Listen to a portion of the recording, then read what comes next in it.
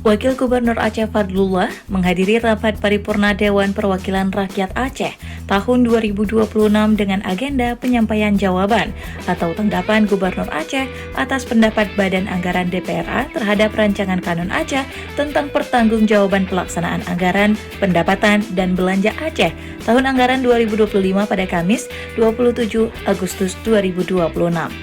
Rapat paripurna tersebut dipimpin Wakil Ketua DPRA Ali Basrah dan diikuti Ketua DPRA Zulfadli.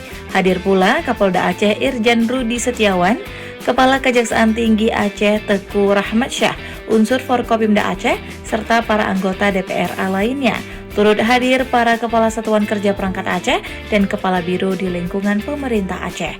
Dalam rapat paripurna tersebut, Dekfat menyampaikan jawaban dan tanggapan pemerintah Aceh terhadap berbagai pendapat, masukan, serta rekomendasi Badan Anggaran DPRA terkait pelaksanaan APBA tahun anggaran 2025.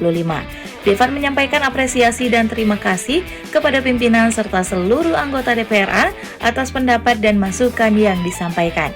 Menurutnya, masukan tersebut menjadi bagian penting dalam mengarahkan proses pembangunan Aceh sekaligus memperkuat kemitraan antara pemerintah Aceh dan DPRA. Dalam penyampaiannya, Wakil Gubernur menjelaskan bahwa kinerja keuangan pemerintah Aceh dianalisis melalui sejumlah rasio keuangan, antara lain rasio kemandirian, efektivitas, dan efisiensi keuangan, rasio aktivitas, serta rasio pertumbuhan.